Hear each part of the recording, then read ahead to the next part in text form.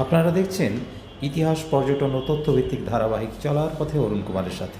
চলতে চলতে এবার আমরা পৌঁছে গিয়েছিলাম প্রতিবেশী রাজ্য বিহারের রাজধানী পাটনায়, যেখানে আয়োজিত হলো orange festival, Himalayan orange festival. পাশাপাশি আমরা পেয়ে গিয়েছিলাম এখানকার যে মিউজিয়াম, নতুন যে বিহার মিউজিয়াম হয়েছে তার মাঝখানে আমরা পৌঁছে গিয়েছিলাম, পেয়ে গেলাম অনেক কিছু। কথা বললাম এখানকার যিনি ভারপ্রাপ্ত ডিরেক্টর তার সাথে, কি বললেন তিনি চলুন শোনা যাক, এবং তারপর আমরা ঘুরে দেখব এই মিউজিয়ামের বিভিন্ন বিষয়। আজ প্রথম পর্ব। बिहार म्यूजियम अभी देश का सबसे बड़ा आकर्षण है। यहाँ पुरातात्विक और ऐतिहासिक सामग्रियाँ तो हैं ही, कलाकृतियाँ हैं ही। इसके अतिरिक्त हम लोग नित्य प्रतिदिन नए नए कार्यक्रम करते हैं।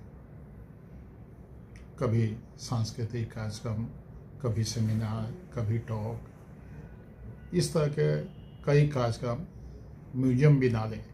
हमारा जो सबसे बड़ा आकर्षण है म्यूजियम बिनाले।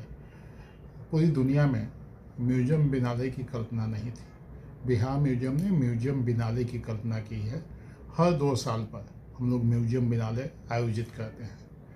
अभी जो म्यूजियम बिनाले इस साल हुआ है, अगस्त में शुरू हुआ है, दिसंबर इसी माह में ख़त्म हो रहा है। इसमें 5 महीनों में लगभग 12 देशों के म्यूजियम अपने अपने संग्रह के साथ यहाँ इकट्ठा आए हैं और उनका डिस्प्ले हुआ है। अभी भी कुछ देशों के यहाँ एग्जीबिशन लगे हुए हैं, आप उसे देख सकते हैं। कभी कभी हम लोग अपना एग्जीबिशन भी बाहर लेके जाते हैं। तो आदान प्रदान, सांस्कृतिक आदान प्रदान के केंद्र के रूप में बिहार संग्रहालय उभरा है। अंतिम सवाल, विशेषकर स्टूडेंट्स और जो है आपका जो टूरिस्ट हैं, और उनके लिए आपका क्या अपील है? यहाँ जो लोग आएंगे क्या क्या उनको नियम विधि पालन करना पड़ेगा, ऐसा कुछ है? देखिए, कोई नियम नहीं है। हमारा जो एक टिकट एंट्री फी है, एंट्री फी टिकट लेके कोई भी व्यक्ति आ सकते हैं। हमारे यहाँ गाइडेड टूर की भी व्यवस्था है, वो भी फ्री।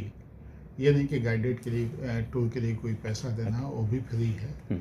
और बच्चों के लिए विशेष हमारा संग्रहालय इस मायने में विशेष है कि बच्चों के लिए एक अलग गैलरी बनी है, चिल्ड्रन गैलरी।